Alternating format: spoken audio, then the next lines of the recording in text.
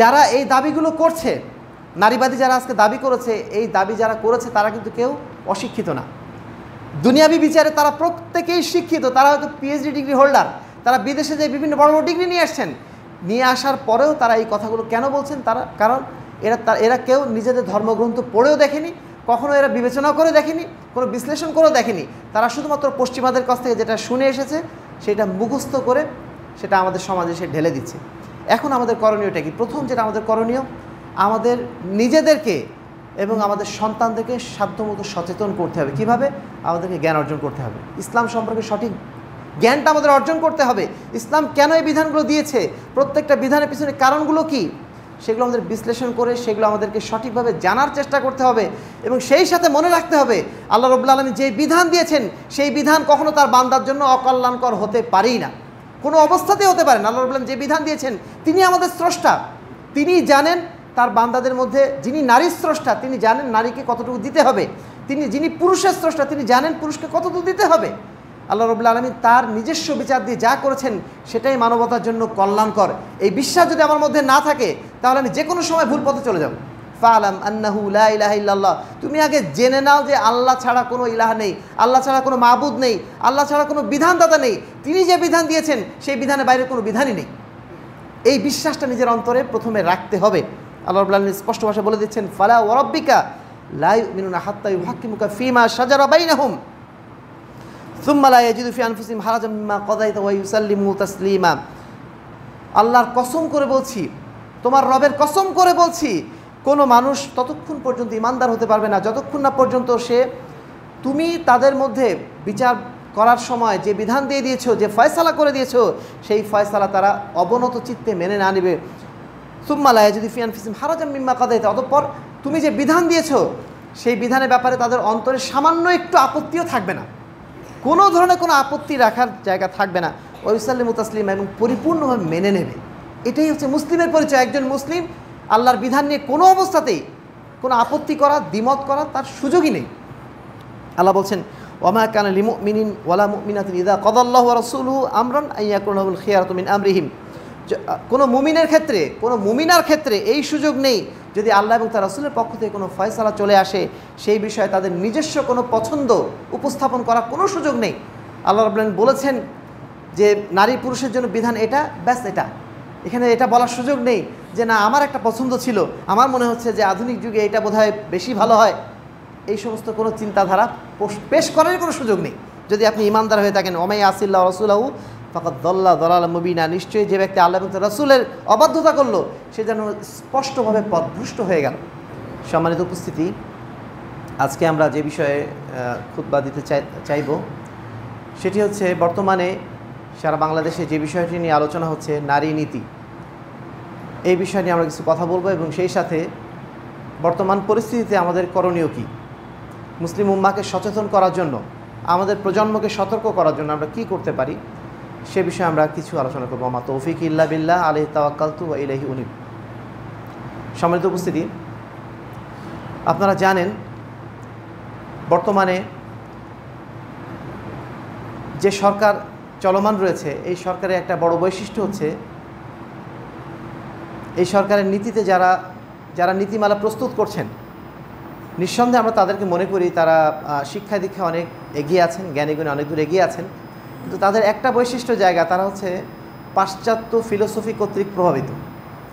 তারা পাশ্চাত্য দর্শনের অনেক বিষয়গুলোকে অনুসরণ করেন, যদিও তারা ইসলামের কিছু ধারা বা কিছু ভাব তারা মাঝে মধ্যে প্রকাশ করেন, কিন্তু তাদের মূল ব্যাকগ্রাউন্ড কিন্তু পশ্চিমা দুনিয়া। সেই কারণে তাদের বিভিন্ন নীতিমালার মধ্যে আমরা পশ্চিমা ধারার কিছুটা হলেও ছাপ দেখতে পাই। কিন্তু সবচেয়ে বড় ছাপটা বর্তমানে আমরা দেখতে পাচ্ছি, বর্তমান সরকার প্রায় 13টি কমিশন তারা করেছেন, সংস্কার কমিশন। আমরা সেগুলোকে স্বাগত জানিয়েছিলাম যে না, এদেশে সংস্কার প্রয়োজন। দীর্ঘদিন যাবত যে রাজনৈতিক জঞ্জাল চলছিল সেখান থেকে বেরিয়ে আসার জন্য একটা বড় সংস্কার প্রয়োজন। সেজন্য প্রায় 13টা সংস্কার কমিশন গঠন করা হয়েছিল। তার মধ্যে একটা সংস্কার কমিশন হচ্ছে নারী বিষয়ক সংস্কার কমিশন। এই সংস্কার কমিশন যখন সাম্প্রতিক একটা রিপোর্ট দিল, সেই রিপোর্টটা পাওয়ার পরে আমরা অত্যন্ত হতবাক হয়ে গেলাম যে এটা কীভাবে সম্ভব। একটা মুসলিম দেশে যারা এই ধরনের প্রস্তাবনাগুলো দিয়েছেন তারা কিভাবে দিতে পারলেন। এমন কিছু প্রস্তাবনা সেখানে দিয়েছেন যে প্রস্তাবনা পৃথিবীর কোনো অমুসলিম দেশেও দেওয়া হয়নি। এই ধরনের কিছু অবাস্তব প্রস্তাব সেখানে দেওয়া হয়েছে। আরও দুর্ভাগ্যজনক বিষয় যে সরকারের যারা দায়িত্বশীল পর্যায়ে আছেন তারা বিষয়টাকে আমরা দেখতে পাচ্ছি তারা স্বাগত জানিয়েছেন। আর এই কারণেই আমাদেরকে বিষয়টা নিয়ে প্রতিবাদ জানাতে হচ্ছে এবং সেই সাথে বারবার সচেতন করার জন্য আপনাদেরকে কিছু বলতেও হচ্ছে। আপনারা জানেন যে পশ্চিমা বিশ্ব তারা তাদের সমাজে নারীদের কোনো অধিকার কখনোই ছিল না, নারীদের কথা বলার অধিকার ছিল না, তাদের বিবাহ করার পরে তাদের সম্পত্তি পাওয়ার কোনো অধিকারই ছিল না। বিগত 1900 সাল পর্যন্ত পশ্চিমা সমাজে নারীদের কোনো উত্তরাধিকার সম্পদ ছিল না, তারা স্বামীর সম্পদে কোনো অংশ পেত না, তাদের নিজেদের আয় ইনকাম করার কোনো সুযোগ ছিল না। সর্বদিক দিয়ে তাদের নানা বাইন্ডিংস দেওয়া হতো। এমনকি এই যে ভোটাধিকার আমরা বলি, যদিও আমরা এটার পক্ষে না, তারা তো এদের পক্ষে, কিন্তু এর পক্ষে তারা আন্দোলন করতে নারীদের অনেক বেগ পেতে হয়েছিল এবং প্রায় 1930 সালের দিকে সম্ভবত তাদেরকে ভোটাধিকার দেওয়া হয়। শুধু তাই না, 1972 সালে এসে তাদেরকে সার্বজনীন শিক্ষার অধিকার দেওয়া হয়। যেই পশ্চিমা বিশ্ব তাদের মধ্যেই নারীদের অধিকারের কোনো চর্চা ছিল না, সেই পশ্চিমা বিশ্ব এখন আমাদেরকে উল্টা নারীদের সম্মান করা শেখাচ্ছে। যেই বিষয়ে ইসলাম বহু আগেই বলে দিয়েছে। ইসলাম এমন একটা সময় এসেছিল পৃথিবীতে যেই সময় নারীদেরকে পৃথিবীতে জন্ম নেওয়াটা একটা অপরাধ ছিল। জন্ম নেওয়া মাত্রই তাদেরকে মাটিতে পুঁতে ফেলা হতো, তাদেরকে পুরুষের কেবলমাত্র ভোগ্য সামগ্রী মনে করা হতো। সেই নারীদেরকে আল্লাহ রাব্বুল আলামিন যে বিধানগুলো তাদেরকে দিয়েছেন, আল্লাহ রাব্বুল পবিত্র কোরআনে তার রাসূলের মাধ্যম দিয়ে অসংখ্য জায়গায় নারীদের সম্মানার্থে কতগুলো যে আয়াত নাজিল করেছেন, কত হাদিস যে আল্লাহ রাসূল সাল্লাল্লাহু আলাইহি ওয়াসাল্লাম বলেছেন, সেগুলো যারা পড়েন, সেগুলো যারা জানেন, তারা বোঝেন যে ইসলাম নারীদেরকে কতটা মর্যাদা দিয়েছে, কতটা সম্মান দিয়েছে, মানবিক জায়গা থেকে তাদেরকে কিভাবে সুপ্রতিষ্ঠিত করেছে। সম্মানিত উপস্থিতি, 1978 সালে জাতিসংঘে একটা প্রস্তাবনা পাশ করা হয়েছিল, যেটাকে বলা হয় সিডাও প্রস্তাব বা সিডাও সনদ। সেই সনদের মাধ্যম দিয়ে তারা একটা চার্টার ঘোষণা করেছিল যে নারীদের প্রতি কোনো রকম বৈষম্য রাখা যাবে না, কোনো ধরনের ডিসক্রিমিনেশন নারীদের প্রতি থাকবে না। এরকম একটা তারা চার্টার বা সনদ তারা তৈরি করেছিল। এই সনদে প্রায় 189টা দেশ স্বাক্ষর করেছিল এবং তার মধ্যে বাংলাদেশ, পাকিস্তান, সৌদি আরব এই দেশগুলোও স্বাক্ষর করেছে। বাংলাদেশ সর্বপ্রথম 1984 সালে এই সনদে স্বাক্ষর করে। এই সনদে কি কি বিষয় বলা হয়েছে? সেই সনদে বলা হয়েছে যে সমাজে নারী পুরুষের কোনো ভেদাভেদ থাকবে না, নারী পুরুষ তারা তাদের কর্মক্ষেত্র সমানভাবে পাবে, নারী পুরুষ সবাই সমানভাবে শিক্ষা পাবে। সবচেয়ে বড় যে সমস্যাগুলো তৈরি করেছিল, তারা বলেছিল যে নারী এবং পুরুষের সম্পদ সমানভাবে তারা পাবে। আরও কিছু ইস্যু ছিল যেগুলো সব ইসলামের মৌলিক বিধানের সাথে কন্ট্রাডিক্টরি। সেই জন্যে মুসলিম দেশগুলো যখন এই সনদে স্বাক্ষর করে তখন তারা একটা শর্ত দিয়ে দিয়েছিল যে না, যেই শর্তগুলো ইসলামের বিরুদ্ধে যাবে সেগুলো আমরা গ্রহণ করব না। বাংলাদেশও কিন্তু ঠিক একইভাবে এই জিনিসে স্বাক্ষর করেছিল। সেই 1984 সালে এরশাদের আমলে স্বাক্ষর তারা করেছিল, কিন্তু কিছু শর্ত দিয়েছিল যে না, ইসলামী শরীয়ত বহির্ভূত কোনো শর্তে আমরা একমত হব না। এটা সৌদি আরবে করেছিল, পাকিস্তানে করেছিল, এমনকি 2011 সালে গত সরকারের আমলে তখনও যখন এই সনদটার বিষয়ে আবার আলোচনা এসেছিল, সরকার অনুমোদন করেছিল। অনুমোদন করার সাথে সাথে তারা এটা আবার জুড়ে দিয়েছিল, যেটা কোরআন এবং হাদিসের বিপরীত হবে সেইটা গ্রহণ করা হবে না। অন্ততপক্ষে এইটুকু তার বাইন্ডিংস বা নৈতিকতা তারা রাখছিল।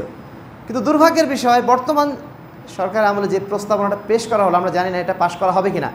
আলহামদুলিল্লাহ সারা বাংলাদেশ থেকে সমালোচনা হচ্ছে, আশা করি ইনশাআল্লাহ পাশ হবে না। কিন্তু ওই জায়গায় যে পৌঁছেছে প্রস্তাবটা, এটা আমাদের সবচেয়ে খারাপ লেগেছে। এবং সেখানে বলা হয়েছে যা যা জাতিসংঘ সনদে বলা হয়েছে, অর্থাৎ নারী পুরুষের সমান আপনার অধিকার, সম্পত্তির অধিকার, তালাক দেওয়ার অধিকার, সব কিছু তারা সমানভাবে ঢালাওভাবে সেখানে স্বীকৃতি দেওয়ার জন্য বলেছে। এবং ডক্টর ইউনূস সরকার এটাকে যথেষ্ট স্বাগত জানিয়েছে বলে আমরা দেখতে পাচ্ছি। আমরা আশা করছি আমাদের প্রতিবাদ যেভাবে হচ্ছে, ইনশাল্লাহ সেই জায়গা থেকে তারা ইনশাল্লাহ ফিরে আসবেন, এদেশের জনমানুষের ভাষা তারা বুঝবেন, এদেশের জনমানুষের ধর্মকে তারা ইনশাআল্লাহ সম্মান জানাবেন, এটুকু আমাদের বিশ্বাস। সম্মানিত উপস্থিতি, এই জাতিসংঘ সনদে নারীদের অধিকার নিয়ে যে কথাগুলো বলা হয়েছিল, সেই কথাগুলোর মধ্যে কয়েকটা বিষয় ইসলামের সাথে সম্পৃক্ত আছে, কিছু বিষয় রয়েছে যেগুলো একেবারেই ইসলাম বিরোধী। তার মধ্যে একটা হচ্ছে ফি হুকুকিল মিরাস।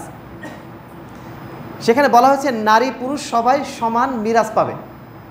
আমাদের ইসলামের যে বিধান সেই বিধানটা কি?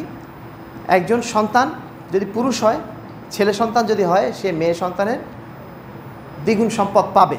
এটা হচ্ছে ইসলামী শরীয়তের বিধান। আল্লাহ রাব্বুল পবিত্র কোরআনে বলছেন ইউসিকুমুল্লাহু ফি আওলাদিকুম লিযযাকারি মিসলু হাজ্জিল উনসায়াইন। আল্লাহ রাব্বুল আলামিন সন্তানদের ব্যাপারে ওসিয়ত করছেন এই মর্মে যে একজন পুরুষ ছেলে অর্থাৎ একটা ছেলে সন্তানের জন্য মেয়ে সন্তানের ডবল সম্পদ সে পাবে। এটা ইসলামের বিধান। ইসলাম এই বিধান তৈরি করে দিয়েছে। কেন তৈরি করে দিয়েছে আমরা সে বিষয়ে পরে আসতেছি, কিন্তু মূলত যে এটা ইসলামের সাথে কন্ট্রাডিক্টরি এটা আমরা দেখাতে চাচ্ছি। এবং এটা কিন্তু প্রস্তাবনা দেওয়া হয়েছে এবারও বলা হয়েছে বাংলাদেশে এই আইন চালু করা হোক, সার্বজনীন আইন চালু করা হোক যেখানে পুরুষ এবং নারী সমান সম্পত্তি পাবে। 2 নম্বর যেটা বিষয় সেটা হচ্ছে নারী পুরুষ উভয়ে তালাক দেওয়ার অধিকার পাবে, নিজে নিজে বিবাহ করার অধিকার পাবে। ইসলামের তালাক দেওয়ার অধিকার কার? শুধুমাত্র পুরুষের। বিবাহ করবে কে? বিবাহের প্রস্তাবনা মূলত কে দেবে? পুরুষ দেবে, নারী না। পুরুষ প্রস্তাব দেবে, নারী সেটা গ্রহণ করবে। কিন্তু নারী প্রস্তাব দেবে সরাসরি, এই নিয়ম কিন্তু ইসলামে নেই। তো এটাও তারা চেয়েছে যে না, ইসলাম না, মানে বাংলাদেশ সরকার যেন এটা আইন করে যে নারীরা নিজেরাই তালাক দিতে পারবে এবং নিজেরাই তারা বিবাহেরও প্রস্তাবনা দিতে পারবে কোনো ওলি ছাড়াই। আল্লাহ পবিত্র কোরআনে বলছেন আর রিজাল কওয়ামুন আলান নিসা, পুরুষরা হচ্ছে নারীদের উপরে দায়িত্বশীল। পুরুষদেরকে আল্লাহ রাব্বুল আলামিন নারীদের উপরে দায়িত্বশীল করেছেন। কেন? বিমা ফাদ্দালাল্লাহু বা'দাহুম আলা বা'দিন। কেননা আল্লাহ রাব্বুল আলামিন কাউকে না কাউকে একে অপরের উপরে ফজিলত দিয়ে থাকেন, সম্মান দিয়ে থাকেন, মর্যাদা দিয়ে থাকেন বা দায়িত্ব দিয়ে থাকেন। এটাকে আমরা সম্মান মর্যাদা বলছি না, কারণ নারী পুরুষ সবাই সমান। যদি মানে জান্নাতে যাওয়ার দৃষ্টিকোণ থেকে আমরা দেখি, আল্লাহর বান্দা হওয়ার দৃষ্টিকোণ থেকে দেখি, তাকওয়াবান হওয়ার দৃষ্টিতে দেখি, নারী পুরুষ সবাই সমান। তবে আল্লাহ রাব্বুল আলামিন দুনিয়াবি দায়িত্বের জায়গা থেকে কাউকে কিছু কম বেশি করে দিয়েছেন। পুরুষকে বেশি দায়িত্ব দিয়েছেন, নারীকে কম দায়িত্ব দিয়েছেন। অবিমা আনফাকু মিন আমওয়ালিহিম, এবং পুরুষদেরকে বেশি দায়িত্ব কেন দিয়েছেন? কারণ পুরুষদেরকে আল্লাহ রাব্বুল আলামিন খরচ করার দায়িত্ব দিয়েছেন। নারীদের কিন্তু খরচ করার দায়িত্ব নেই। নারী যখন বাবার অধীনে থাকে তখন বাবাই খরচ করে, আবার বাবার অধীন থেকে যখন স্বামীর অধীনে চলে যায় তখন স্বামী খরচ করে।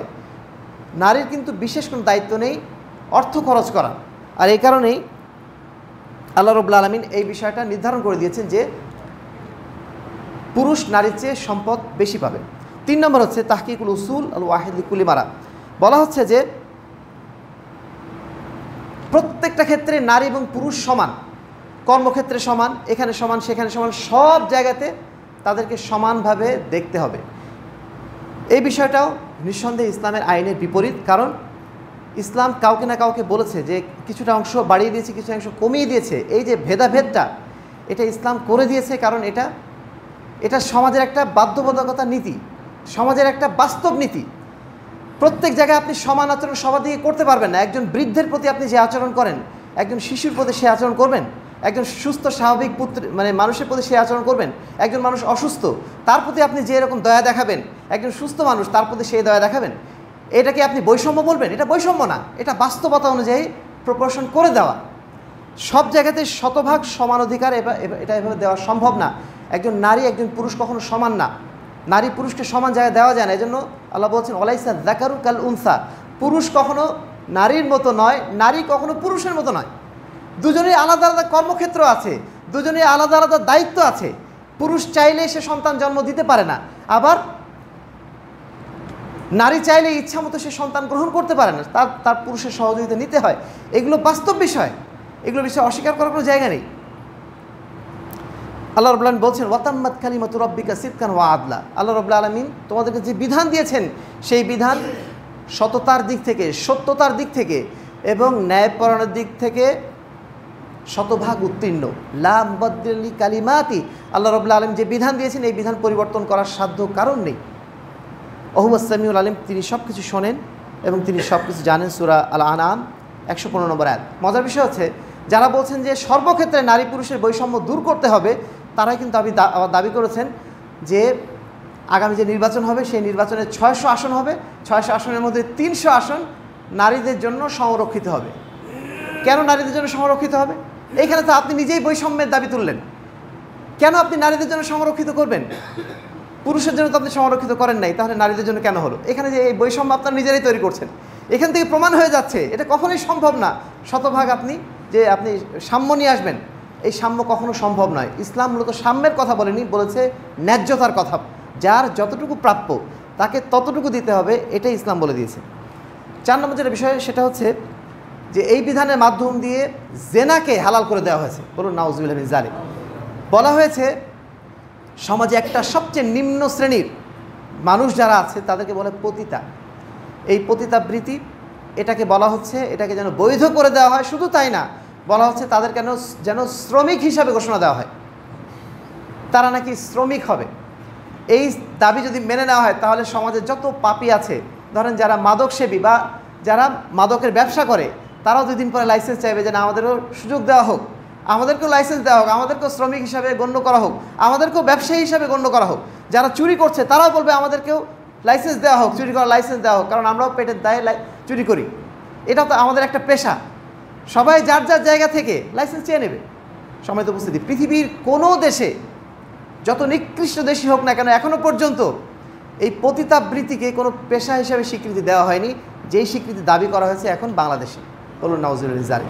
এতটাই নিকৃষ্ট পর্যায়ে এই সমস্ত মানুষ যারা এর দাবি তুলেছে, তারা কতটা নষ্ট মানুষ হতে পারে যে পৃথিবীর কোনো অমুসলিম যেটা চায়নি, পৃথিবীর যত বাজে দেশগুলো যেটা চায়নি, মুসলিম হয়ে তারা সেই দাবি তুলেছে। এবং সেটা কি বল, বাংলাদেশের মতো জায়গায় তারা এই কথা বলতে পারতো যে আমরা এই সমস্ত পতিতাবৃত্তির সাথে যারা যুক্ত আছে এদেরকে আমরা পুনর্বাসন করে তাদেরকে আমরা সমাজের মূল ধারার সাথে সম্পৃক্ত করব, তাদেরকে আমরা ওই বাজে অবস্থায় থাকতে দেব না।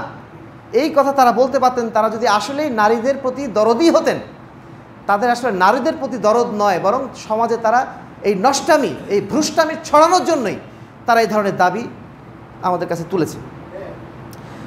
তারপরে আরেকটা বিষয় তারা বলেছে, যে জিনিসটা এখানে উপস্থাপন করাটাও লজ্জাস্কর। তারা বলছে যে স্বামী স্ত্রীর মধ্যে যে সম্পর্ক, এই সম্পর্কের মধ্যেও যদি কি বলবো, একটা নতুন জিনিস নিয়েছে, ম্যারিটাল রেপ, অর্থাৎ বৈবাহিক ধর্ষণ। একজন মানুষ যখন একজন মানুষকে বিয়ে করেছে, একজন পুরুষ যখন একজন নারীকে বিয়ে করেছে, তখন তাদের মধ্যে সম্পর্কটা বৈধ সম্পর্ক। সেখানে জোরাজুরি থাকতেও পারে, নাও থাকতে পারে, সব জায়গাতেই সব কিছু আপনার মন মতো হবে, এটা কি হয় নাকি? এটাকে আপনি কিভাবে রেপের সাথে যুক্ত করলেন, ধর্ষণের সাথে যুক্ত করলেন? যারা এই কাজটা করেছেন তারা আসলে কোন মন মস্তিষ্কের লোক, আল্লাহু আলাম। আমরা বুঝতে পারি না তাদের মাথায় এই অবাস্তব চিন্তা কিভাবে ঢুকলো। সময় উপস্থিতি, এই কয়েকটি বিষয় ইসলামের সাথে একেবারে শতভাগ কন্ট্রাডিক্টরি, যেটা কখনোই কোনো মুসলিম হিসাবে আমাদের মেনে নেওয়ার কোনো সুযোগ নেই। এবং একজন মুসলিম কখনো এই দাবি তোলারই সুযোগ পাবে না। যে ব্যক্তি তুলেছে, নিঃসন্দেহে তিনি মুসলমান হিসাবে তার পরিচয় দেওয়ার অধিকার হারিয়েছেন। সময় উপস্থিতি, কয়েকটা বিষয় আগে একটু বলে নেই যে একজন নারীকে পুরুষের তুলনায় কিছু বিষয় আমরা মনে করি ঘাটতি করানো হয়েছে।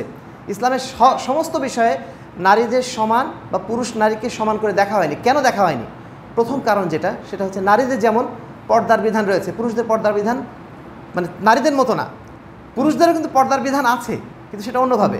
কিন্তু নারীরা যেভাবে বোরকা আবৃত থাকতে বলা হয়েছে তাদেরকে, যেমন তাদেরকে ঘরের মধ্যে থাকতে বলা হয়েছে, বাইরে ইচ্ছা মতো ঘুরে বেড়াতে নিষেধ করা হয়েছে, তারপরে তাদেরকে কি বলবো, উন্মুক্ত পরিবেশে গায়ে মাহরাম মানুষের সাথে মেলামেশা করতে যেমন নিষেধ করা হয়েছে, এমনকি তারা যেন লম্বা সফরের সময় একাকী না যায়, মাহরাম সহ যায়। এই যে বিধানগুলো রাখা হয়েছে, এগুলো কেন রাখা হয়েছে?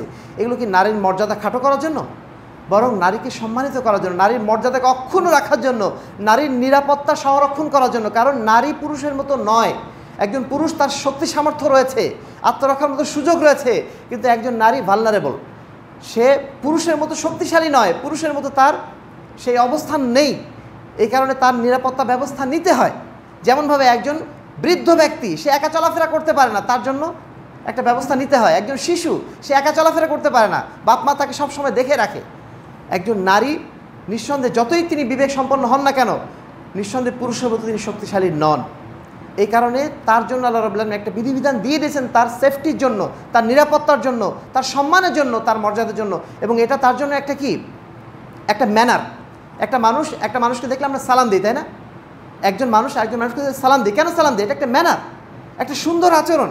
ঠিক তেমনই নারীর যে পর্দার বিধান, এটা তার জন্য একটা সুন্দর আচরণ। নারী যদি বেলের লাপনা করে ঘুরে বেড়ায়, অশ্লীলভাবে ঘুরে বেড়ায়, কোনো স্বাভাবিক বিবেক সম্পন্ন মানুষ এটাকে ভালো চোখে দেখে? কেউ কিন্তু ভালো চোখে দেখে না। আর এই কারণে দেখবেন যারা আজে বাজেভাবে ঘুরে ফিরে বেড়ায়, ইফটিজিং করে মানুষ কাদেরকে? যে ছেলেদেরকে আমরা ইফটিজিং করতে দেখি, আর আমরা তাদেরকে বৈধতা দিচ্ছি না, কিন্তু তারা কোনো বোরকা পরা নারীকে দেখে ইফটিজিং করে, আজে বাজে কথা বলে। কাকে দেখে আজে বাজে কথা বলে? যে আজে বাজে পোশাক পরে বের হয়, আজে বাজে কথা বলার মতো একটা পরিবেশ তৈরি করে দেয়। তো নারীর মর্যাদা সংরক্ষণ করার জন্য, তার ম্যানার ঠিক রাখার জন্য, তার মানে সম্মানের জায়গাটা ঠিক রাখার জন্য এই কাজটা ইসলাম করে দিয়েছে। ইসলাম বলে দিয়েছে ওয়াকারনা ফি বুয়ুতিকুন্না, তোমরা তোমাদের বাড়িতে থাকো, বাড়ির বাইরে বেশি বেশি বের হয়েও না। ওয়ালা তাবাররুজনা তাবাররুজাল জাহিলিয়াতিল উলা, এবং জাহিলি যুগে নারীরা যেভাবে পোশাকহীনভাবে বাইরে বের হতো, নিজেদেরকে প্রদর্শনী করতো, তোমরা ওইভাবে নিজেকে প্রদর্শন করো না। কারণটা কি? আল্লাহ বলেই দিচ্ছেন যালিকা আতহারু লিকুলুবিকুম ওয়া কুলুবিহিন্না, এর মাধ্যম দিয়ে কী হবে? তোমাদের অন্তরটা পবিত্র থাকবে এবং তাদের অন্তর পবিত্র থাকবে। কত চমৎকারভাবে ইসলামের বিধানগুলো বলে দেওয়া হয়েছে। যখন নারী পর্দায় থাকে, নিঃসন্দেহে পুরুষের অন্তর পবিত্র থাকে, তাই না? ঠিক তেমনই নারীর অন্তরটাও পবিত্র থাকে। এই জন্যই আল্লাহ রাব্বুল আলামিন এই বিধানটা দিয়েছেন। আল্লাহ বলছেন ওয়াকুল লিল মুমিনাত ইয়াগযুযনা মিন আবসারিহিন্না, তুমি মুমিন নারীদেরকে বলে দাও যে তারা যেন তাদের দৃষ্টি অবনত রাখে, নিচু করে রাখে, ওয়া ইয়াহফাযনা ফুরুজাহুন্না, এবং তাদের লজ্জাস্থানকে তারা যেন হেফাজত করে। কেন? ওয়ালা ইবদিনা জিনাতাহুন্না, এবং তাদের সৌন্দর্য যেন তারা প্রকাশ না করে, ইল্লা মা যাহারা মিনহা, বাইরে এমনি যেটা প্রকাশ হয়ে যায় সেটা বাদ দিয়ে তারা যেন নিজের সৌন্দর্যকে ইচ্ছা করে প্রকাশ না করে। কেন? যালিকা আজকা লাহুম, এটা তাদের জন্য বেশি পরিশুদ্ধ হওয়ার মাধ্যম। যে যত বেশি পর্দার মধ্যে থাকে তার অন্তরটা তত বেশি পরিশুদ্ধ, তার চরিত্রটা তত বেশি পরিশুদ্ধ। এবং সেই সাথে একজন পুরুষ যত বেশি নারী থেকে নিজেকে হেফাজত করতে পারে, যে সে যত নিজের দৃষ্টিকে সংযত করতে পারে, তার অন্তরটা তত বেশি পরিশুদ্ধ পবিত্র। এই কথাগুলো বাস্তব কথা। আপনি মনে করতে পারি এই কথাগুলো আল্লাহ রাব্বুল আলামিন এইভাবে খোলাসা করে কেন বলেছেন। এটা আল্লাহ রাব্বুল আলামিন বাস্তব কথাই বলেছেন, যেটা আমরা অন্তর দিয়ে উপলব্ধি করতে পারি প্রত্যেকেই। এগুলো নতুন করে বলার কিছু নেই। সম্মানিত উপস্থিতি, 2 নম্বর কারণ হচ্ছে তানজিমুল উসরা, মানে পরিবারকে সংরক্ষণ করার জন্য। ইসলামের পরিবারটা অত্যন্ত গুরুত্বপূর্ণ। ইসলাম চায় পরিবারের মাধ্যম দিয়ে সুশৃঙ্খলভাবে মানব জাতির বিকাশ ঘটুক। ইসলাম কখনো কুকুর বিড়ালের মতো মানব জাতির বিকাশ ঘটুক এটা চায় না। আর এই কারণে বাবা মার মাধ্যম দিয়ে সন্তানের প্রসব হয়, সন্তানের বিকাশ হয়, সন্তানের আবির্ভাব দুনিয়াতে হয়। আর এটা ধরে রাখার জন্যই, সঠিকভাবে ধরে রাখার জন্যই পরিবার সিস্টেম এবং পারিবারিক সিস্টেমকে ধরে রাখার জন্য কিছু কিছু ক্ষেত্রে নারীকে কিছু কিছু অধিকার থেকে সীমিত করে দেওয়া হয়েছে। যেমন নারী বিবাহ করবে না, বিবাহ করবে কে? পুরুষ বিবাহ করবে। পুরুষ নারীর যে ওয়ালি থাকবে, যিনি অভিভাবক, তার কাছে প্রস্তাব দেবে এবং সেইভাবে বিবাহটা হবে। তারপরে তালাক দেওয়ার অধিকারও নারীদের নেই। তালাক দেবে কে? পুরুষ দেবে, কারণ পুরুষ হচ্ছেন মূল অভিভাবক। সবাই যদি মাতব্বরি করে একটা সমাজে, তাহলে কি সেই সমাজ চলবে? সব জায়গায় একটা নেতৃত্ব প্রয়োজন। একটা পরিবারে একটা ক্লাস্টার, একজন স্বামী, একজন স্ত্রী, একটা সন্তান ধরে নেন। এই ক্লাস্টারের মধ্যে নেতা কে হবে? একজনকে নেতা হতে হবে। স্বামীও যদি নেতা হয়, স্ত্রীও যদি নেতা হয়, ওই পরিবার কি টিকবে না। যেমনভাবে একটা সমাজ টেকে না, ওইভাবে একটা পরিবারও টিকবে না। এই জন্য নেতৃত্ব দেওয়া হয়েছে পুরুষের কাছে, এবং পুরুষই বিবাহ করতে পারে, পুরুষই তালাক দিতে পারে। নারী চাইলে তালাক নিতে পারে, সেটাও অন্য পন্থায়, কিন্তু সে সরাসরি পুরুষকে তালাক দিতে পারে না। তারপরে একজন নারী একজনের বেশি বিয়ে করতে পারে না। একজন পুরুষের ক্ষেত্রে 4 জনের বিয়ের অনুমতি আছে, কিন্তু একজন নারী, সে কি 4 জন বিয়ে করতে পারে? কেন পারে না? প্রশ্নটা আসতে পারে কেন পারে না। কারণ একজন নারী যদি 4টা বিবাহ করে, সন্তান যখন হবে, সন্তানটা কার এটা কিভাবে নির্ধারিত হবে? এটা নির্ধারণ করার কোনো সুযোগ নেই। আর এই কারণেই ইসলাম এই মানে নাসলটা ঠিক রাখার জন্য, বংশধারা ঠিক রাখার জন্য নারীকে একটার বেশি বিবাহ করার অনুমতি দেয়নি, কিন্তু পুরুষের জন্য একাধিক বিয়ের অনুমতি আছে। সম্মানিত উপস্থিতি, তারপরে জেনাকে কেন হারাম করা হয়েছে? জেনা ব্যভিচারকে কেন হারাম করা হয়েছে? ঠিক একই কারণে, যেন পরিবারটা সংরক্ষিত থাকে এবং মানুষের সম্মানটা যেন অক্ষুণ্ণ থাকে। একটা মানুষ যদি পরিচয়বিহীন জন্মগ্রহণ করে, একটা কুকুরকে আমরা বলি বেওয়ারিশ কুকুর, তাই না? বেওয়ারিশ কুকুর, তার কোনো ওয়ারিশ নেই। ঠিক তেমনই একজন সন্তান যখন মানে কি বলবো, পুরুষের মানে সঠিক পুরুষের পরিচয় ছাড়া যখন জন্মগ্রহণ করে, তাকে আমরা বলি জারজ সন্তান। এই জারজ সন্তান কখনো সমাজে সম্মানিত হয়? এমনকি অমুসলিম সমাজেও কিন্তু তারা সম্মানিত নয়। এই বিষয়গুলো আমাদেরকে খেয়াল করতে হবে। মূলত নারী জাতির সম্মান রাখার জন্য, মানুষের মানবিক সম্মানটা ধরে রাখার জন্য ইসলাম এই বিধানগুলো দিয়েছে। কিছু কিছু ক্ষেত্রে নারীর ক্ষমতাকে কিছু সীমিত করে দেওয়া হয়েছে। 3 নম্বর হচ্ছে তাওয়াজুল ইজতিমাই, সামাজিক ভারসাম্য রাখার জন্য। যেমনভাবে আমরা বলেছি যে মিরাসের আইনে নারীকে কম দেওয়া হয়েছে, পুরুষকে বেশি দেওয়া হয়েছে। কেন দেওয়া হয়েছে? কারণ আল্লাহ রাব্বুল আলামিন সমস্ত দায় দায়িত্ব দিয়েছেন পুরুষকে। পুরুষকে বেশি দেওয়া হয়েছে কারণ পুরুষকে ব্যয় করতে হয়, নারীকে কোনো ব্যয় করতে হয় না। এটা আগে আমরা বলেছি। তারপরে পুরুষের দায় দায়িত্ব বেশি। পুরুষ যখন বিয়ে করে মোহর কে দেয়? নারী দেয় না পুরুষ দেয়? পুরুষ দেয়। নারীকে কিন্তু মোহর দিতে হয় না। মজার বিষয় হচ্ছে, যখন এই বৈষম্য দূর করার কথা বলা হচ্ছে, তখন এই সমস্ত নারীবাদীরা ইনারা কিন্তু আবার বলেন নাই যে আমরা যেমন মোহর নেই পুরুষের কাছ থেকে, আমরাও পুরুষকে মোহর দেব।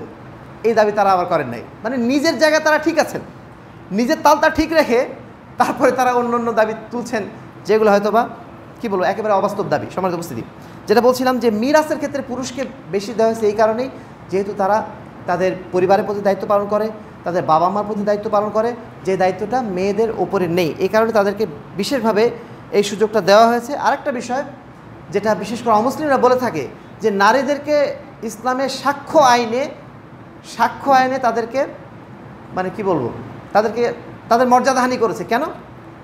পবিত্র কোরআনের সূরা বাকারার 282 নম্বর আয়াতে আল্লাহ বলছেন, ইয়া আইয়ুহাল্লাযীনা আমানু ইযা তাদায়ানতুম বিদাইনিন, হে ঈমানদারগণ, যখন তোমরা লেনদেন করবে, যখন তোমরা ঋণ দেবে, বিদাইনিন ইলা আজালিন মুসাম্মা, নির্দিষ্ট সময়ে, ফাকতুবুহু, সেটা তোমরা লিখে রাখো।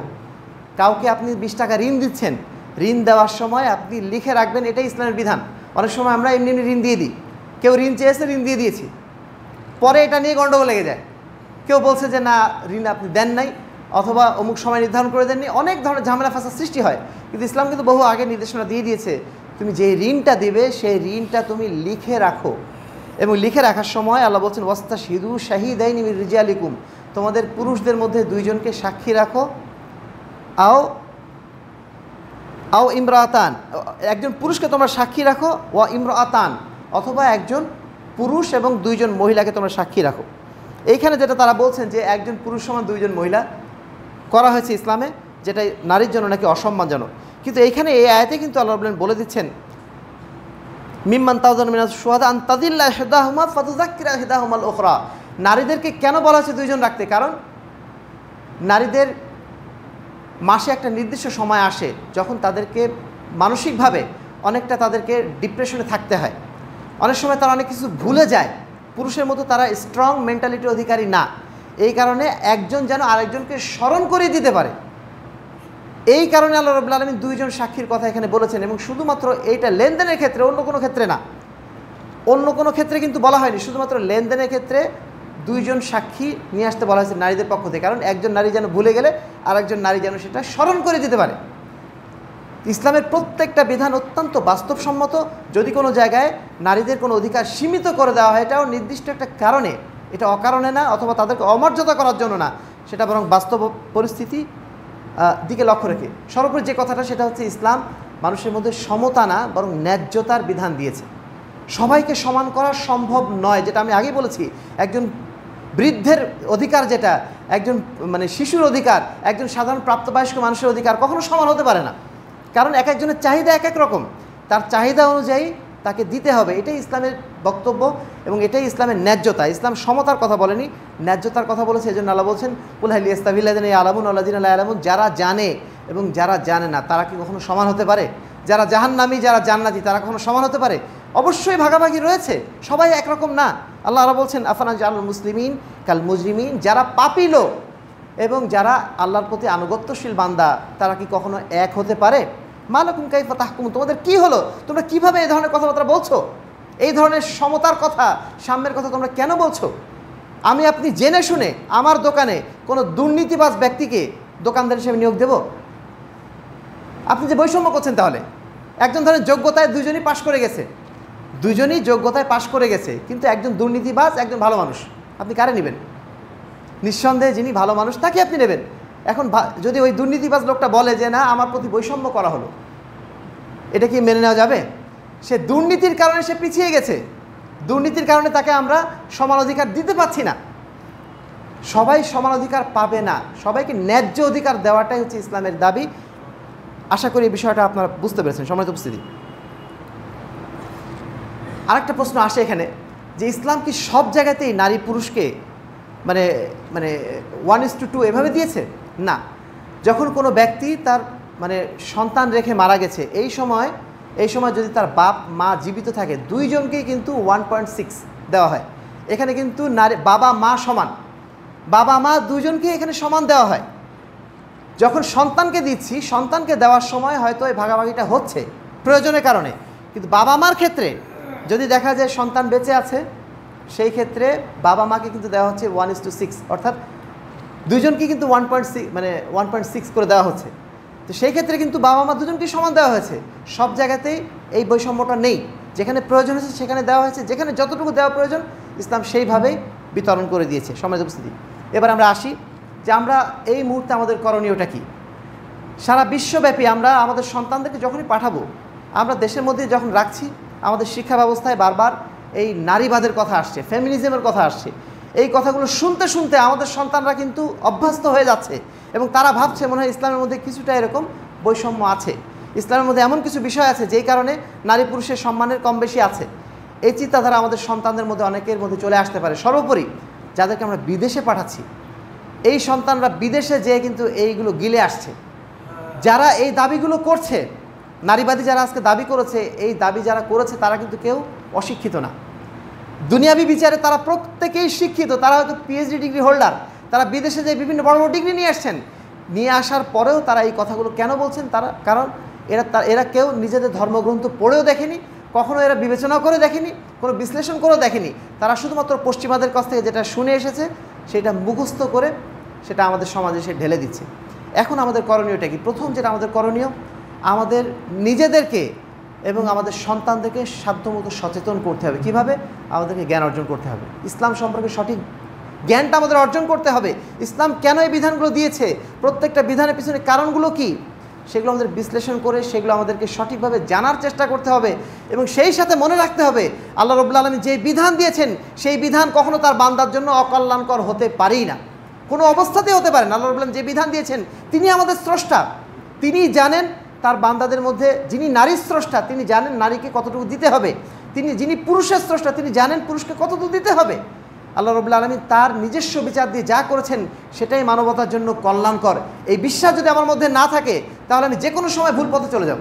ফাআলাম আন্নাহু লা ইলাহা ইল্লাল্লাহ, তুমি আগে জেনে নাও যে আল্লাহ ছাড়া কোনো ইলাহ নেই, আল্লাহ ছাড়া কোনো মাবুদ নেই, আল্লাহ ছাড়া কোনো বিধানদাতা নেই। তিনি যে বিধান দিয়েছেন সেই বিধানের বাইরে কোনো বিধানই নেই। এই বিশ্বাসটা নিজের অন্তরে প্রথমে রাখতে হবে।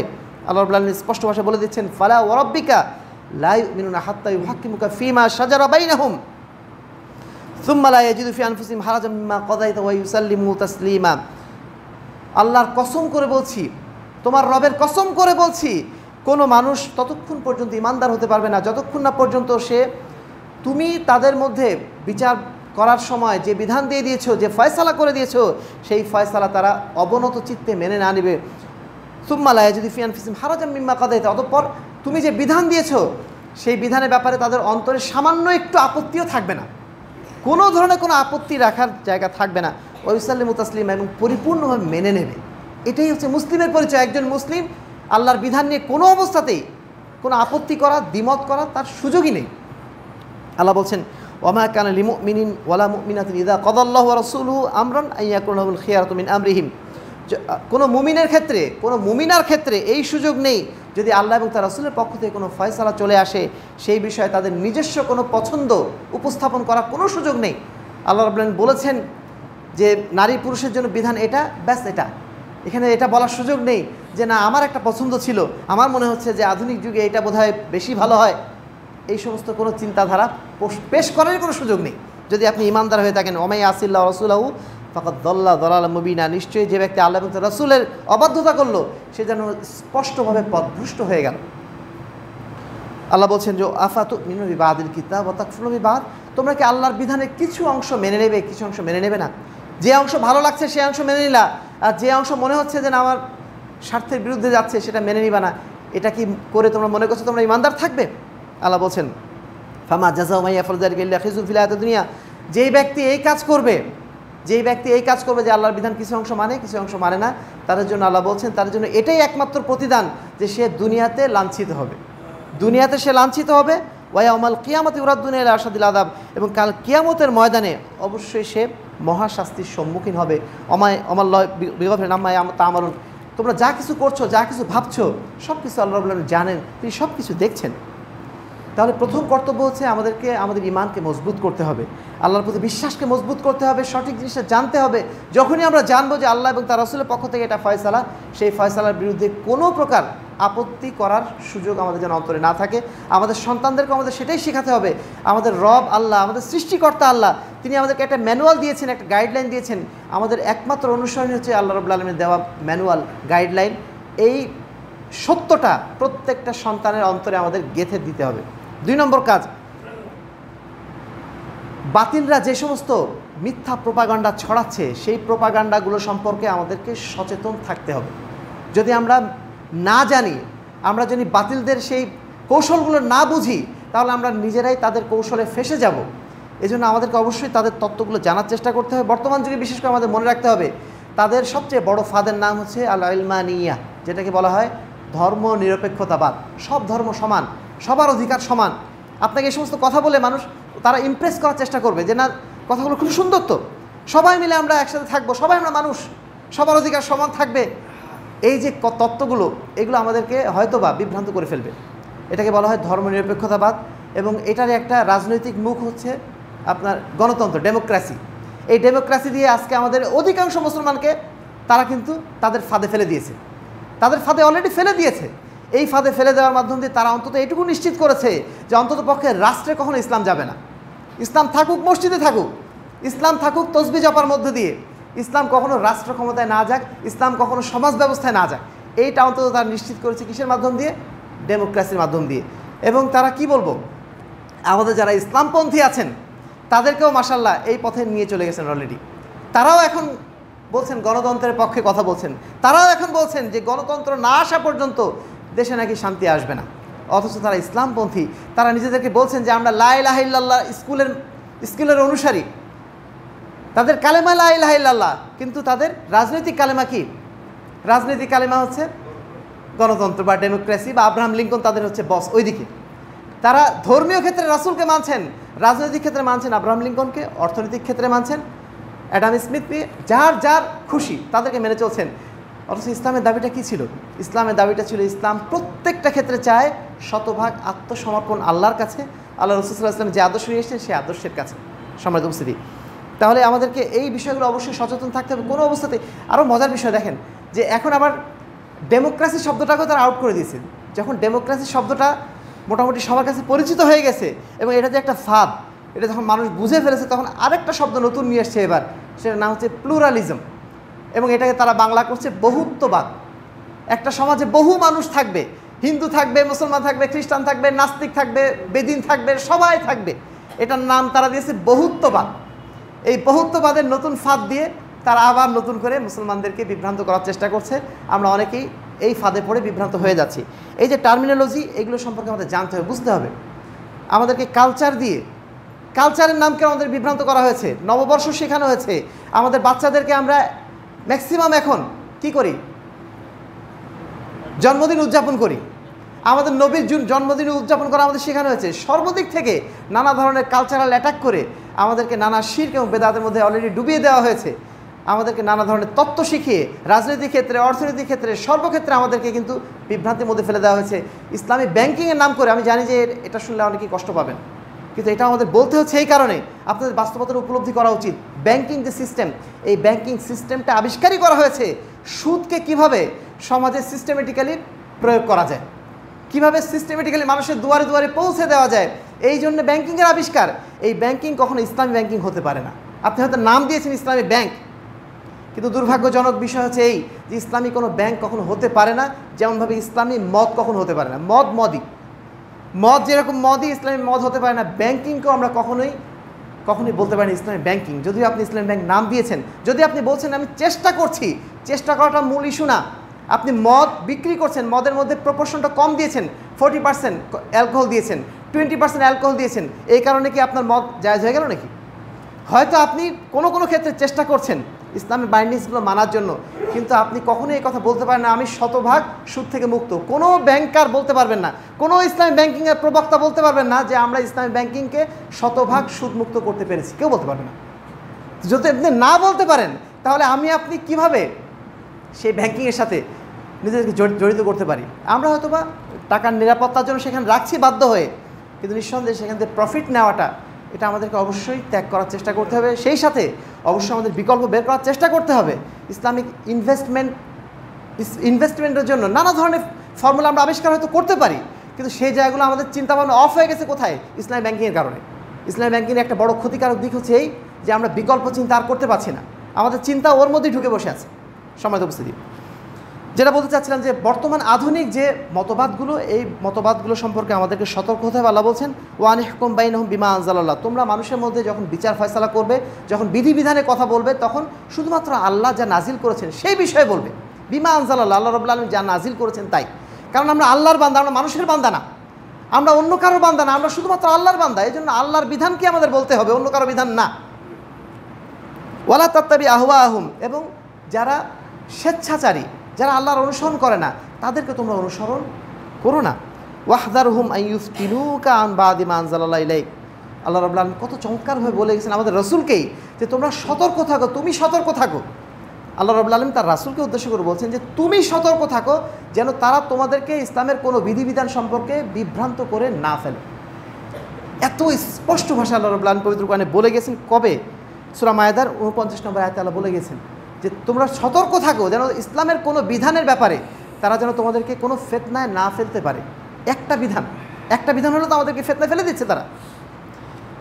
আল্লাহ বলছেন আফা হুকমুল জাহিলিয়াতি ইয়াবগুন, তারা কি জাহেলিয়াতের বিধান কামনা করছে? জাহেলি যুগে যে সমস্ত আজে বাজে বিধান ছিল সেই বিধানগুলো কামনা করছে ইসলাম আসার পরেও। ওমান আহসানু মিনাল হুকমি লিকাওমিন ইউকিনুন, আল্লাহ রাব্বুল আলামিন যে বিধিবিধান দিয়েছেন তার চেয়ে উত্তম বিধান আর কি হতে পারে একজন বিশ্বাসীর জন্য, একজন ইমানদার ব্যক্তির জন্য। আল্লাহ বলছেন ওয়া ইন তুতি আকসারা মান ফিল আরদি ইউদিল্লুকা আন সাবিলিল্লাহ, যদি তুমি সমাজের অধিকাংশ মানুষের অনুসরণ করো, অধিকাংশ মানুষ যে ইসলামী ব্যাংকিংয়ে আছে, অধিকাংশ মানুষ যে অমুক করছে, অধিকাংশ মানুষ যে গণতান্ত্রিক নির্বাচনে যাচ্ছে, অধিকাংশ মানুষ যে ভোট দিচ্ছে, এগুলো তো আমাদের দলিল, তাই না? সমাজে আমরা এগুলোই তো দলিল দিই। আল্লাহ বলছেন ওয়া ইন তুতি আকসারা মান ফিল আরদি, সমাজের অধিকাংশ মানুষের যদি তোমরা অনুসরণ করো, ইউদিল্লুকা আন সাবিলিল্লাহ, তারা তোমাকে অবশ্যই আল্লাহর পথ থেকে দূরে সরে নিয়ে যাবে। ইয়াত্তাবিউনা ইল্লা যান, কেননা অধিকাংশ মানুষ ধারণার অনুসরণ করে, তারা জেনে শুনে কিন্তু পথ অনুসরণ করে না। অধিকাংশ মানুষ ধারণার অনুসরণ করে। কি ধারণা করে? বাপদাদা করতো, তারা কি ভুল করছে নাকি, এই একটা ধারণা, এই ধারণার উপর তারা চলে। কেউ বাস্তবতা মেপে সত্যতা কোনটা সত্য কোনটা মিথ্যা এটা যাচাই করে তারা পথ চলতে চায় না। অধিকাংশ মানুষ ধারণার উপরে চলে। ওয়াইনহুম ইল্লা ইয়াখরুসুন, এবং তারা ধারণা করেই সমস্ত সিদ্ধান্ত গ্রহণ করে থাকে। আল্লাহ রাব্বুল আলামিন আমাদেরকে তার রাসূলের মাধ্যম দিয়ে স্পষ্ট ভাষা জানিয়ে দিয়েছেন তোমাদের জন্য গাইডেন্স হচ্ছে দুইটা, তারা তুফিকুম আমরাইন লান তাযিল্লু মা তামাসসাকতুম বিহিমা, তোমাদের জন্য দুইটা জিনিস আমি রেখে গেলাম। সেই দুইটা জিনিস কি? আল্লাহর কিতাব এবং রাসূল সাল্লাল্লাহু আলাইহি ওয়াসাল্লামের সুন্নাত। এই দুটোই তোমাদের গাইডলাইন, এর বাইরে অন্য কোনো গাইডলাইন খুঁজো না, এর বাইরে অন্য কোনো মনীষীর বক্তব্য তোমরা একেবারে আল্লাহর আইনের কাতারে নিয়ে যেও না, আল্লাহর বিধিবিধানের কাতারে তোমরা নিয়ে যেও না। সম্মানিত উপস্থিতি, আজকে যে ফিতনার যুগ, এই যুগে আমাদের করণীয় কি? আল্লাহ বলছেন তার রাসূলের মাধ্যম দিয়ে বাদিরু বিল আমাল ফিতানান কাকিতাইল লাইলিল মুদলিম, আধার রাতের মতো ফিতনা চারিদিকে ছড়িয়ে পড়বে। আধার রাতের মতো ফিতনা, চারিদিকে ফিতনার অন্ধকার। এই অন্ধকারে তোমরা যেন সাধ্যমতো আমলের উপর টিকে থাকতে পারো, সৎ আমলের উপরে, নেক আমলের উপর টিকে থাকতে পারো। এটাই তোমাদের সবচেয়ে বড় জিহাদ হবে। অন্য হাদিসে আল্লাহ রাসূল বলছেন যে ইন্না মিন ওয়ারাইকুম জামানা সাবরিন, তোমাদের সামনে এমন একটা সময় আসছে যে সময়টা হচ্ছে ধৈর্য ধরার সময়। তোমরা নিজেদেরকে টিকে রাখতে পারবে না দিনের উপরে, এত কষ্ট হয়ে যাবে।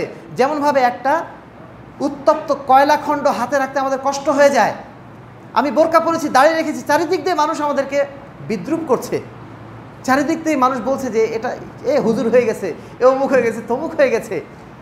আপনি যদি ব্যাংকিং চাকরি ছেড়ে দেন কোনো এক সময়, মানুষ আপনাকে ওইরকম করে হাসি ঠাট্টা করবে, নানা ধরনের। আপনি যখনই ফিতনা থেকে নিজেকে বাঁচিয়ে রাখবেন, মানুষ আপনাকে প্রশংসা করাচ্ছে, অধিকাংশ মানুষ আপনাকে বিদ্রুপ করবে। এই সময় কি করবেন আপনি? আল্লাহ রাসূল বলছেন লিল মুতামাসসিকি ফিহি আজরু 50 শাহীদান, এই যুগে, যেই যুগে এরকম অবস্থা হবে, সেই যুগে যারা দ্বীনের উপরে টিকে থাকতে পারবে, যে কোনো মূল্যে দাঁতে দাঁত কামড়িয়ে দ্বীনের উপর টিকে থাকতে পারবে, তার জন্য 50 জন শহীদের সমপরিমাণ সওয়াব নির্ধারিত রয়েছে। সাহাবা একরাম জিজ্ঞেস করলেন 50 জন কারা? সেই যুগের মুজাহিদ নাকি আজকের যুগের শহীদ? তখন আল্লাহ রাসূল সাল্লাল্লাহু আলাইহি ওয়াসাল্লাম বলছেন না, আজকের যুগে, অর্থাৎ সাহাবা একরামের মধ্যে 50 জন শহীদের সওয়াব তার জন্য ইনশাআল্লাহ নির্ধারিত হবে। কারণ তার বিষয়টা কতটা কঠিন। একজন সাহাবীর জন্য আল্লাহ রসুল সাল্লাল্লাহু আলাইহি ওয়াসাল্লামকে সামনে রেখে দিন পালন করাটা সহজ ছিল, কিন্তু আজকের যুগে আল্লাহ রসুল আমাদের সামনে নেই।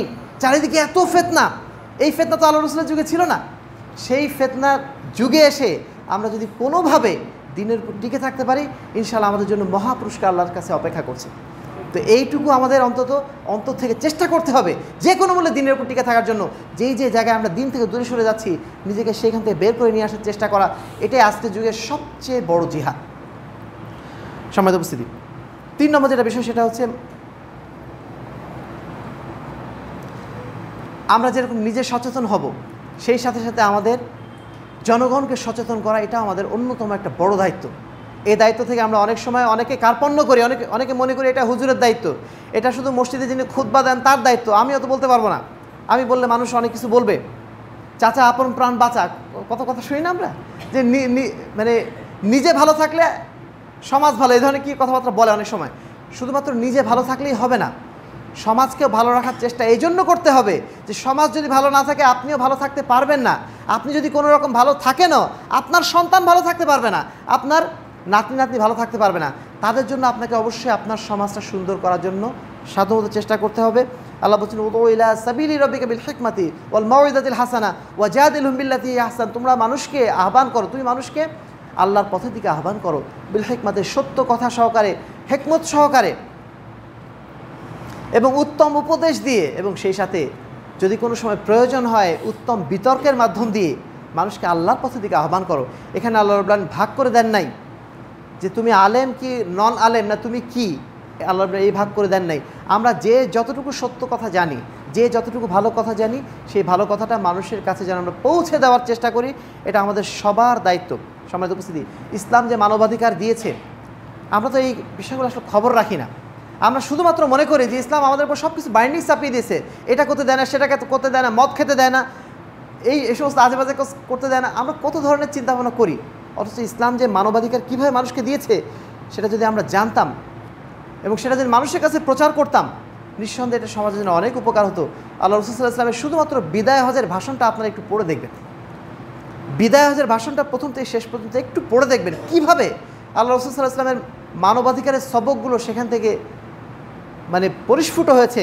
আল্লাহ রাসূল বলে দিয়েছিলেন সেই দিন, আইয়ুহান নাস ইন্না দিমাকুম ওয়া আমওয়ালাকুম ওয়া আরাদাকুম আলাইকুম হারামুন কা হুরমাতি ইয়াউমিকুম হাদি। হে মানব সকল, জেনে রেখো তোমাদের রক্ত, তোমাদের সম্পদ, তোমাদের সম্মান সেইভাবে হারাম অন্য মানুষের জন্য যেইভাবে আজকের দিন অর্থাৎ বিদায় হজের দিন, হজের সময় সব কিছু যেরকম হারাম থাকে, নিষিদ্ধ থাকে, ঠিক সেইভাবে তোমাদের জন্য অন্য মানুষের রক্ত নেওয়া, অন্য মানুষের সম্পদ কেড়ে নেওয়া, অন্য মানুষের সম্মান কেড়ে নেওয়া, সব কিছু হারাম করে দেওয়া হলো। এই হাদিস যদি আমরা জানতাম, মানুষ হত্যা করা তো দূরের কথা, আমরা কি কেউ অন্য মানুষের সম্পদ অন্যায়ভাবে গ্রাস করতে পারতাম? আমরা সরকারি অফিসে যারা বসে আছি, অন্যায়ভাবে কি আমরা ঘুষের মাধ্যম দিয়ে মানুষের পকেটে টাকা নিতে পারতাম? এটা তো আমাদের জন্য জ্বলন্ত আগুন। যা নিচ্ছি আমরা হয়তো নিচ্ছি 5 টাকা, আমরা নিচ্ছি হয়তো 500 টাকা, কিন্তু 500 টাকা আমার কাছে 500 টাকা হলেও ওই 500 টাকা আল্লাহ রাব্বুল আলামিনের দৃষ্টিকোণ থেকে সেটা একটা জ্বলন্ত আগুন নিচ্ছি আমি। যদি আমরা জানতাম যে এটা কতটা ইসলামের মানে কতটা খারাপভাবে দেখা হয়েছে, কিভাবে নিষিদ্ধ করা হয়েছে, আমরা কোনো অবস্থাতেই এই হারাম কাজের সাথে, এই দুর্নীতির সাথে কোনো অবস্থায় জড়িত হতাম না। শুধু তাই না, ইসলাম কি বলে দিচ্ছে, অন্য মানুষের সম্মানটাও হানি করা যাবে না। আমরা মানুষের রক্ত নেওয়াকে অনেক কঠিন মনে করি, আমরা মানুষের সম্পদ নেওয়াকে অনেক কঠিন মনে করি, কিন্তু মানুষের সম্মান নেওয়াটাকে আমরা কোনো রকম জটিল কোনো কাজ মনে করি না। মসজিদ থেকে বেরিয়ে যাব, অন্য মানুষের সম্পর্কে আমরা গীবত করা শুরু করে দেব। একজন মানুষের গীবত করা মানে কি? তার সম্মানহানি করা না? এই সম্মানহানি করাটাকে আমরা কোনো ব্যাপারই মনে করি না, যদিও মানুষের রক্ত নেওয়াটাকে অনেক কঠিন মনে করি, মানুষের অর্থ নেওয়াটাকে অনেক কঠিন মনে করি। সম্মানিত উপস্থিতি, ইসলাম কতটা সূক্ষ্মভাবে দেখেছে একজন মানুষের সম্মানটা রক্ষা করার জন্য কিভাবে ইসলাম নির্দেশনা দিয়েছে। আল্লাহ রাসূল সাল্লাল্লাহু আলাইহি ওয়াসাল্লাম বলছেন, আলা লা ফাদলা লি আরাবিন আলা আজামিন, কোনো আরবের ফজিলত নেই, সম্মান নেই আজমের ওপরে, কোনো আজমের সম্মান নেই আরবের ওপরে, কোনো মানে লাল বর্ণের ব্যক্তির সম্মান নেই কালো বর্ণের ব্যক্তির ওপরে, কোনো কালো বর্ণের ব্যক্তির সম্মান নেই কোনো লাল বর্ণের অর্থাৎ সাদা বর্ণের ব্যক্তির উপরে, ইল্লা বিত তাকওয়া, শুধুমাত্র তাকওয়ার মাধ্যম দিয়েই মানুষের মর্যাদা নির্ধারিত হয়। ইন্না আকরামাকুম ইনদাল্লাহ আতকাকুম, আল্লাহর কাছে সবচেয়ে সম্মানিত ব্যক্তি হচ্ছেন সেই যে সবচেয়ে বেশি আল্লাহকে ভয় করে, সবচেয়ে বেশি তাকওয়াবান। যে সম্মানিত উপস্থিতি, ইসলাম নারীদেরকেও এমনভাবে অধিকার দিয়েছে যে অধিকারগুলো আমরা মানুষের কাছে প্রচার করি না, বলি না বলে মানুষ মনে করে যে ইসলাম শুধু মানুষকে চেপেই রেখেছে। ইসলাম বলে দিয়েছে ফাত্তাকুল্লাহ ফিন্নিসা, তোমরা আল্লাহকে ভয় করো নারীদের ব্যাপারে। ফাইন্নাকুম আখাযতুমুহুন্না বিআমানাতিল্লাহ, নিশ্চয়ই তোমরা তাদেরকে স্ত্রী হিসাবে নিয়েছো আল্লাহর আমানতে। আমরা যে স্ত্রীকে আমাদের স্ত্রী হিসাবে নিয়েছি, শুধু তিনি স্ত্রী নন, তিনি আল্লাহর পক্ষ থেকে দেওয়া আমানত। সেই আমানত যদি আমরা মনে করতাম, আমরা তাদের প্রতি কোনো অন্যায় আচরণ করতে পারতাম? কখনোই করতে পারতাম না। আমরা তো মনেই করি না, আমরা মনে করি সে আমাদের দাসী। ইসলামে আসলে যে অধিকারগুলো দিয়েছে সেই অধিকারগুলো তো আমরা দেই না। দুর্ভাগ্যজনক বিষয় যে আজকে যে নারীদের জন্য বলা হচ্ছে যে নারীদের অর্ধেক দেওয়া হয়। আচ্ছা, এই অর্ধেক সম্পদকে আমরা নারীদের বুঝিয়ে দেই? অধিকাংশ জায়গায় যে গণ্ডগোলগুলো হচ্ছে কোথায়, মানে ছেলেরা সব সম্পত্তি নিয়ে নিচ্ছে, নারীদের যেটা দেওয়া উচিত সেটাও তারা দিচ্ছে না। আমরা যদি আমাদের জায়গা থেকে এই কাজগুলো করতে পারতাম, তাহলে সমাজে এই অশান্তিগুলো তৈরি হতো না। নারীর প্রতি যে আজকে অন্যায় আচরণগুলো করা হচ্ছে, এই আচরণগুলো করা হতো না। সম্মানিত উপস্থিতি, আল্লাহ রাসূল সাল্লাল্লাহু আলাইহি ওয়াসাল্লাম আরও একটা চমৎকার হাদিস তিনি বলছেন, আকমালুল মুমিনিনা ঈমানান আহসানুহুম খুলুকান, সবচেয়ে উত্তম ইমানদার ব্যক্তি হচ্ছে ওই ব্যক্তি যে ব্যক্তি তার আচরণের দিক দিয়ে সুন্দর। ওয়া খিয়ারুকুম লিনিসাইকুম, তোমাদের মধ্যে সর্বোত্তম ব্যক্তি হচ্ছে সেই ব্যক্তি যে তার স্ত্রীর কাছে উত্তম।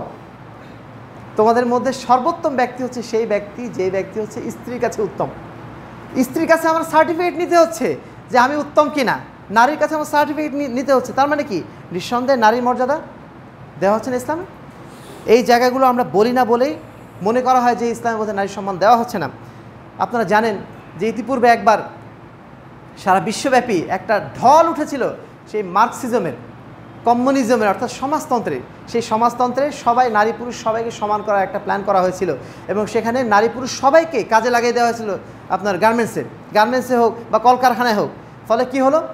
গর্বাচেভ বলছেন, মিখাইল গর্বাচেভ, তিনি তার বইতে লিখছেন যে আমরা যখন নারীদেরকে এইভাবে কলকারখানায় লাগিয়ে দিলাম, সমস্ত নারীদেরকে কলকারখানায় যখন লাগিয়ে দিলাম, তখন দেখা গেল কিছুদিন পরে পারিবারিক সিস্টেমটা পুরোটাই নষ্ট হয়ে গেল।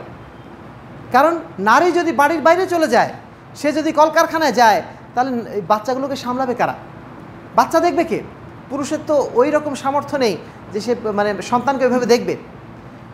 সন্তান পালন করা মূলত দায়িত্ব হচ্ছে নারীদের।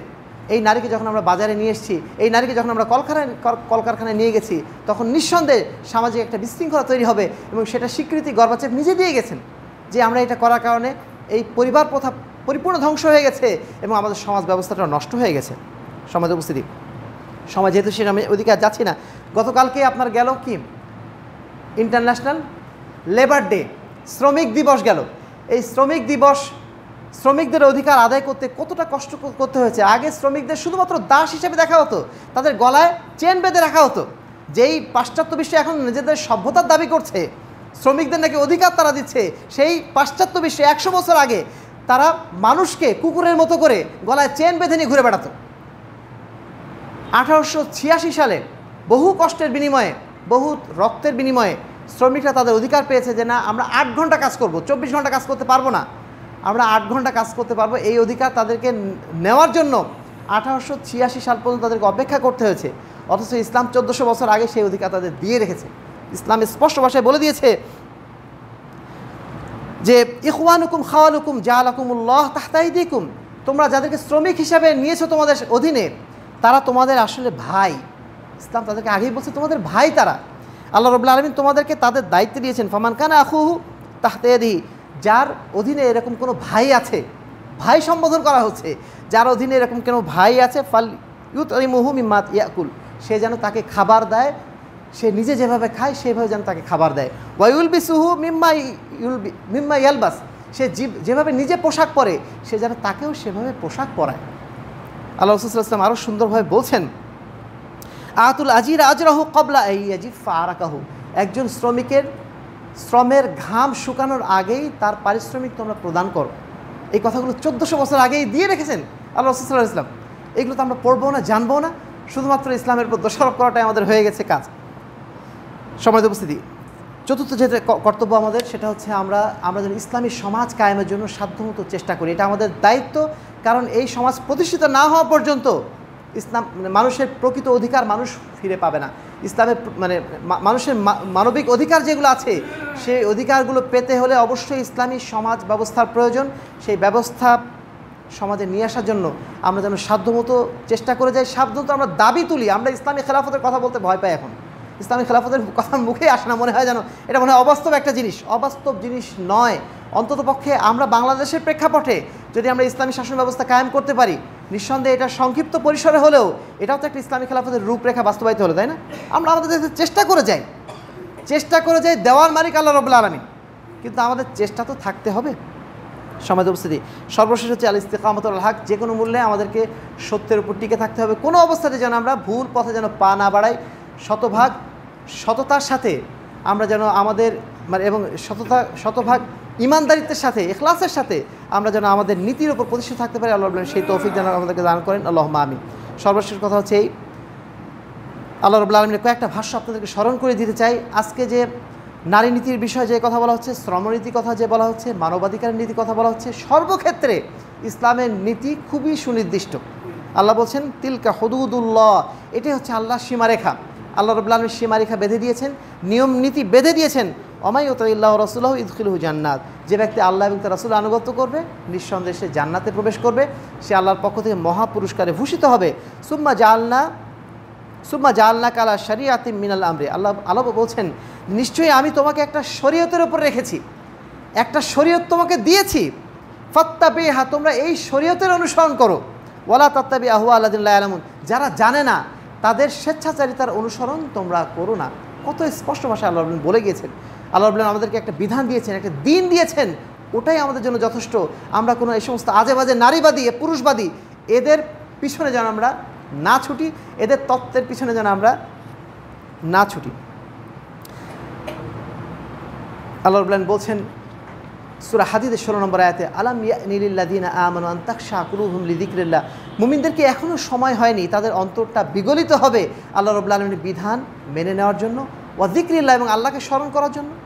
এখন আমরা যখন জেনেছি শরীয়তের বিধিবিধান, যখন আমরা জেনেছি ইসলামের কল্যাণকারিতা, যখন আমরা বুঝতে পেরেছি ইসলামই হচ্ছে একমাত্র সমাধান, এটা জানার পরে আমরা যেন আল্লাহর বিধানের বাইরে অন্য কোনো বিধান যেন চর্চা না করি, অন্য কোনো বিধানের কথা যেন আমাদের মুখ দিয়ে না আসে, কখনোই আমরা যেন ডেমোক্রেসির কথা না বলি, কোনো অবস্থাতে যেন আমরা ধর্ম নিরপেক্ষতাবাদের কথা না বলি, কোনো অবস্থাতে আমরা লিবারালিজমের কথা না বলি। এই সমস্ত তত্ত্বগুলো আমাদের মুখ থেকে ঝেঁটিয়ে বের করতে হবে।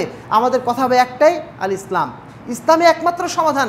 কালেমা লা ইলাহা ইল্লাল্লাহ, এটা আমাদের একমাত্র কালেমা, এর বাইরে আমাদের কোনো কালেমা নাই। যতদিন পর্যন্ত আমরা এটা বাস্তবায়ন আমাদের মধ্যে করতে না পারবো, ততদিন পর্যন্ত আমাদের মধ্যে বৈষম্য থাকবে।